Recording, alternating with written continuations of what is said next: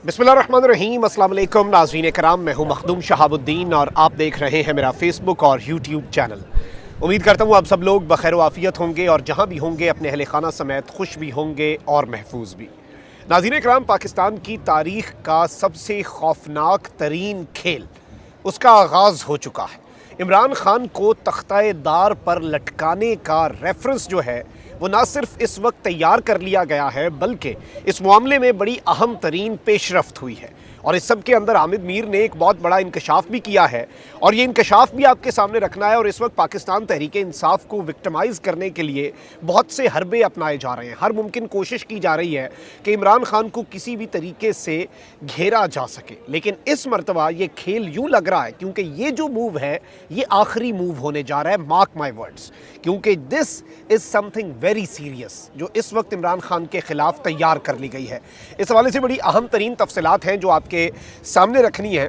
सबसे पहले मैं आपको ये बता दूं कि कुछ और डेवलपमेंट्स भी आप ले लें कि वज़ीर दाखिला राना सनाउल्लाह जो हैं, इन्होंने वफाकी तहकीकाती एजेंसी को साबिक वज़ीर आला पंजाब परवेज़ इलाही की ऑडियो लीक्स पर बाकायदा तहकीकात की बाज़ाब्ता तौर पर इजाज़त दे दी है और इस वक्त FIA ने ऑडियो लीक्स की बाकायदा तहकीकात जो है वो शुरू कर दी हैं और इन ऑडियोज़ की सबसे पहले मरहले में फ्रांसिक करवाई जाएगी। वही मॉडल जो शौकत तरीन वाले केस में था और शौकत तरीन पर तो बगावत और गद्दारी का जो मुकदमा है वो कायम किया गया है।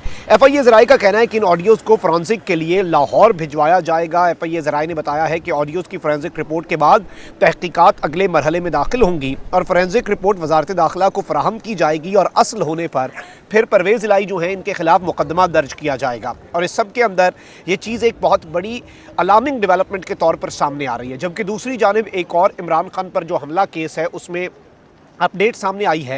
इंसदाद दहशतगर्दी अदालत ने इमरान खान पर हमले के केस में नामजद मुलजिम जो है उसकी जमानत मंजूर कर ली है। गुजरांवाला की इंसदाद दहशतगर्दी की अदालत के जज ने इमरान खान हमला केस में नामजद मुलजिम एहसन नज़ीर की दरखास्त जमानत पर एक फ़ैसला महफूज किया था और ये महफूज फ़ैसला उन्होंने सुना दिया है। अदालत ने मुलजिम एहसन नज़ीर की 5 लाख रुपए के ज़मानती मचलकों के एवज़ जमानत मंजूर की है। इंसदाद दहशतगर्दी की अदालत ने मुकदमे में गिरफ्तार मुलजिम वकास की दरखास्त जमानत खारिज कर दी है, यानी एक मुलजिम की दरखास्त ज़मानत जो है वो खारिज हुई है और जो दूसरा है। अब मैं आपको ये भी बता दूं कि इमरान खान हमला केस में नामजद मुलजिम एहसन नज़ीर जो है ये नून लीग के ज़िलई सेक्रेटरी इतलात मुदस्सिर नज़ीर का भाई है और ये इसलिए नामजद था क्योंकि ऑब्वियसली इन्होंने एक तकरीर वगैरह भी की थी। और मैं आपको ये भी बता दूं कि पुलिस ने मुलजिम जो एहसन नज़ीर है उसे सोशल मीडिया अकाउंट पर पोस्ट करने के बाद गिरफ्तार किया था, जिसमें मुलजिम ने लिखा था कि आज कुछ बड़ा होने वाला है।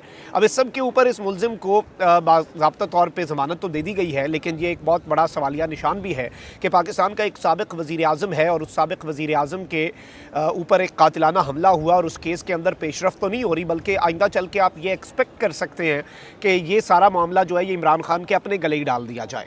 अब जो रेफरेंस तैयार हुआ है खान साहब को तख्ता दार पर लटकाने का, जो एक नाम निहाद मंसूबा है और जो एक ख्वाहिश है और उस ख्वाहिश को हकीकत का रूप देना है, उससे पहले मैं आपको एक और चीज़ ये बता दूं कि इससे पहले भी सदर मुमलिकत जो है उन्होंने इलेक्शन कमीशन को एक ख़त लिखा था, लेकिन इलेक्शन कमीशन ने सदर मुमलिकत जो कि रियासत के सरबराह हैं, जो कि supreme commander of the armed forces भी हैं, उनके ख़त का जवाब नहीं दिया था। अब सदर मुमलिकत ने एक और ख़त भी लिख दिया है और इस सब के अंदर सिकंदर सुल्तान राजा जो हैं उन्हें 20 फरवरी को इस मरतबा ऐवान सदर जो बुलाया गया, मैंने पिछली दफ़ा भी आपको बताया, तो इसमें उन्हें बताया गया है कि इंतखाबात के वाले से जो मुशावरत हमने करनी है वो आइन के सेक्शन 57 के तहत है और आइन के तहत सदर मुमलिकत आम इंतखाबात की तारीख़ या तारीख़ों का ऐलान इलेक्शन कमीशन से मुशावरत के बाद करेंगे।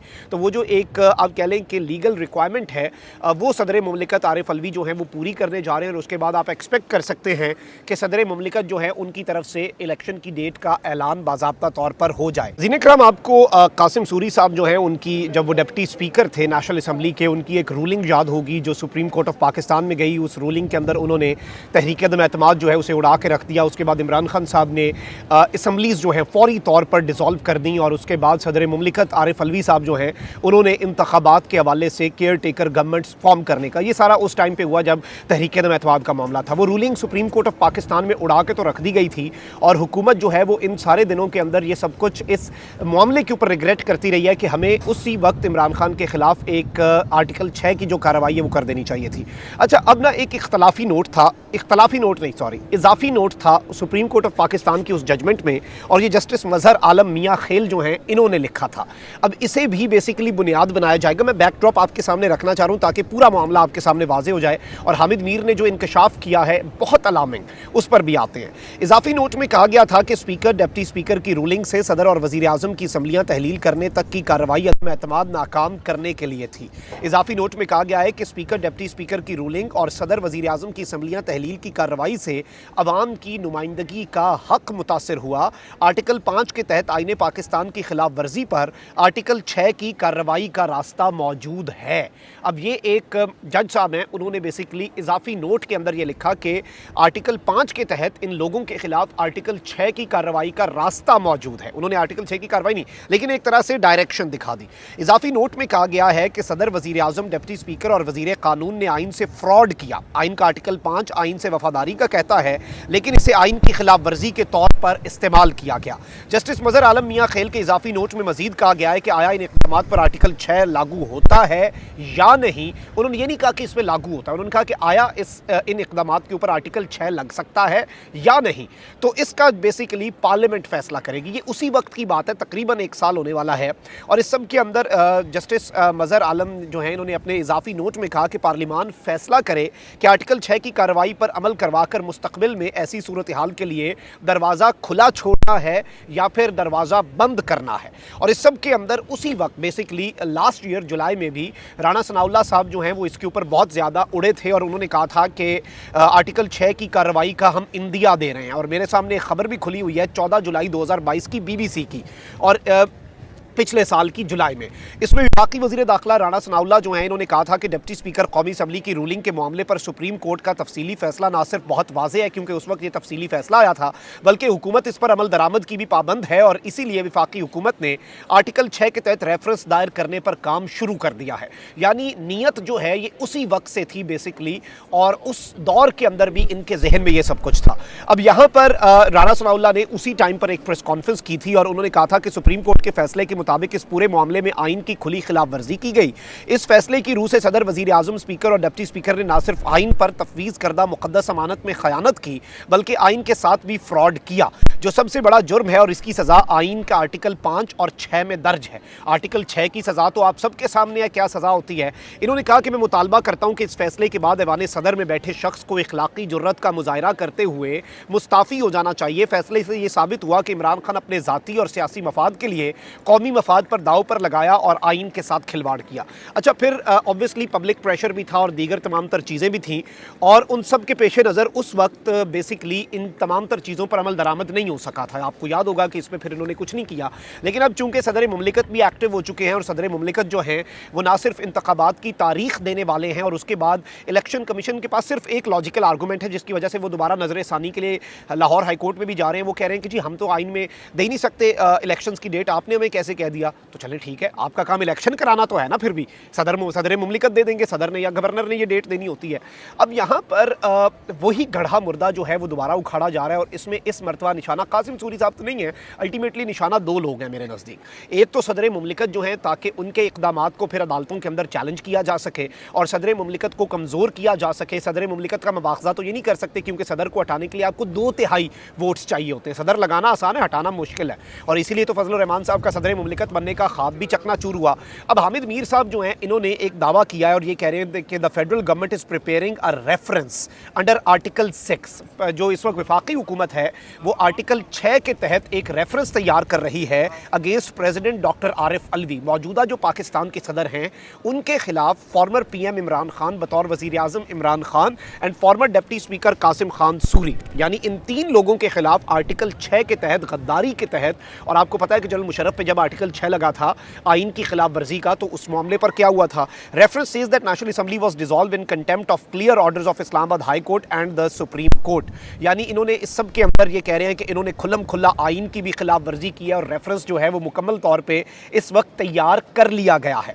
अब ये जो चीज़ है ये बहुत ज़्यादा अलार्मिंग भी हो सकती है, और ये मैं समझता हूँ कि ये पाकिस्तान की तारीख का एक खौफनाक तरीन खेल होने जा रहा है, क्योंकि ज़ाहिर बात है आप इस आग के खेल में दाखिल तो हो जाएंगे, कूद तो पड़ेंगे, लेकिन इसमें से निकलेंगे कैसे?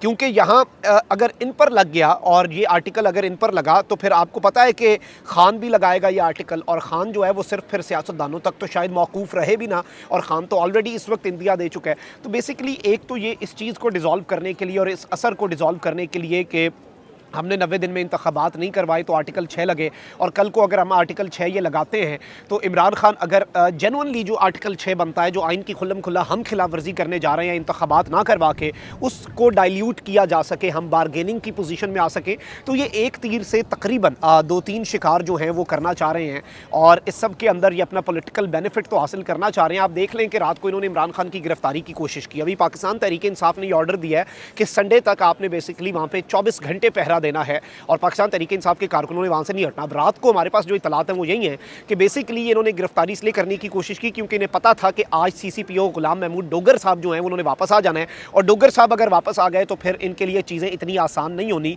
और फिर मामलात जो हैं वो इनके लिए बहुत ज़्यादा मुश्किल हो जाने हैं। तकरीबन आप कह लें मुश्किल भी छोड़ें, बल्कि इनके लिए चीज़ों को अपने हिसाब से लेकर चलना नामुमकिन हो जाना है। अभी भी बहुत से चांसेस हैं कि उन्हें बाईपास करके, ज़ाहिर बात है निगरान हुकूमत तो इस वक्त मुकम्मल तौर पर उसी तरीके से काम कर रही है जिस तरह से शायद नून लीग की अपनी गवर्नमेंट भी होती, 25 मई वाली हमजा शहबाज साहब की गवर्नमेंट भी होती, तो वो भी इतने अच्छे तरीके से काम ना कर सकती जो मोहसिन नकवी साहब की गवर्नमेंट कर रही है।